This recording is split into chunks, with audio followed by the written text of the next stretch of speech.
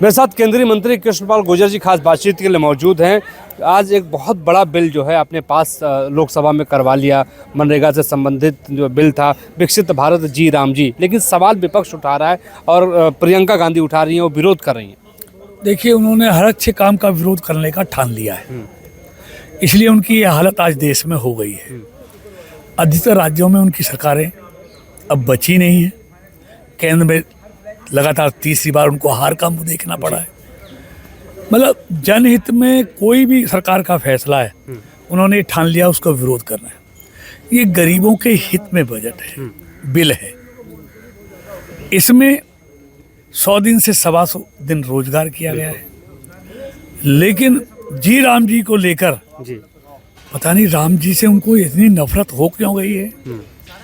ऐसे राम मंदिर में उन्होंने कितने अड़ंगे लगाए, ये सारा देश जानता है।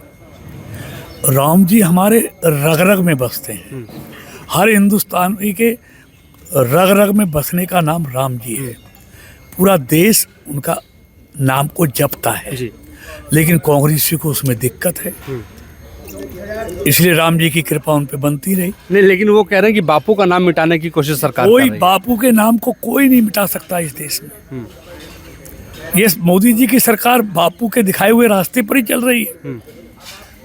उन्होंने जो प्रेरणा देश के लोगों को दी, अगर सही माने में दो तो गांधी जी के सपनों का भारत आज मोदी जी बना रहे हैं, एनडीए की सरकार बना रही है।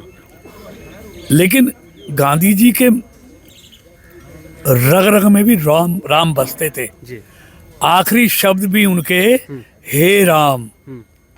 तो ऐसे जिन्होंने आखिरी समय में हे राम कहा हो, उस राम जी के नाम का ये विरोध कर रहे हैं। लेकिन यही तो अपोजिशन कर रहा है कि इस बिल को, इस कानून को, विधेयक को राम भरोसे किया जा रहा है। नहीं नहीं नहीं, राम पर तो इस देश को पूरे को भरोसा है।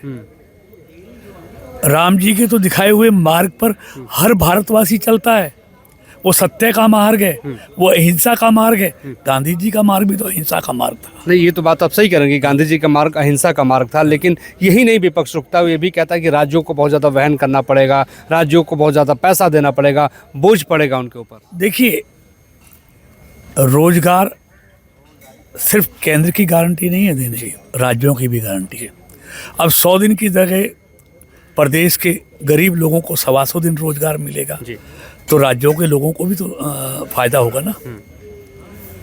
और फिर 100 दिन की जगह 125 दिन होंगे तो बजट बढ़ेगा ना, रोजगार भी बढ़ेगा, पैसा भी बढ़ाना पड़ेगा। लेकिन मंत्री जी, एक और लाजमी सवाल है कि प्रदूषण पर चर्चा होनी थी आज, लेकिन प्रदूषण पर चर्चा नहीं हो पाई। आप लोगों ने कहा भी था, मान भी लिया था अपोजिशन की बात को। देखिए, ये चर्चा, ये अपनी बात कहते हैं और भाग जाते हैं, जवाब सुनने को तैयार नहीं है, सच्चाई सुनने को तैयार नहीं है। स्पीकर साहब और खुद कृषि मंत्री रात 1:30 बजे तक हर पार्टी के हर सदस्य को इस बिल पर बोलने का मौका दिया।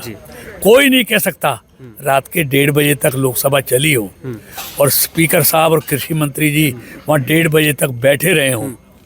कभी ये कल्पना कर सकते हैं? बिल्कुल बैठे हुए, हर सदस्य को मौका दिया, और जब उसका जवाब सुनने का मौका आया तो इन्होंने सदन में हंगामा कर दिया, बिल फाड़ा गया। मतलब ये शोभा नहीं देता। ये लोकतंत्र में इस तरह की जो बातें हैं वो ठीक नहीं है। लेकिन वो प्रदूषण, अगर बात कहनी है, अपनी बात कहो भी, लेकिन दूसरे की सुननी भी चाहिए। बिल्कुल सुननी भी चाहिए, लेकिन प्रदूषण पे तो चर्चा नहीं हो पाई जो मांग कर रहे थे। जो सबसे बड़ा इशू था, जिससे हर एनसीआर वाला, दिल्ली वाला परेशान है, उस पर आज लोगों के अच्छे अच्छे विचार आते, जवाब सरकार की तरफ से आता, कोई समाधान निकलता। लेकिन ये अपने आप में खुद पॉल्यूशन है। ये पॉल्यूशन फैलाने वाले लोग हैं, इसलिए पॉल्यूशन पे क्या चर्चा करेंगे।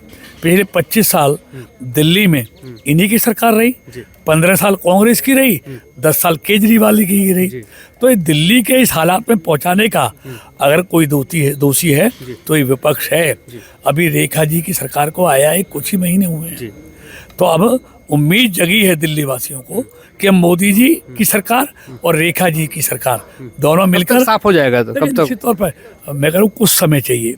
25 साल मैं जो इन्होंने वातावरण खराब किया है दिल्ली का, जो पॉल्यूशन फैलाया है, उसको दूर करने में समय लगेगा, लेकिन हमको उम्मीद है मोदी जी की सरकार और रेखा जी की सरकार मिलकर दिल्ली की समस्या का समाधान सर करेंगे। थैंक यू सो मच हमसे बातचीत करने के लिए। मोहित राज दुबे, एबीपी न्यूज़, दिल्ली।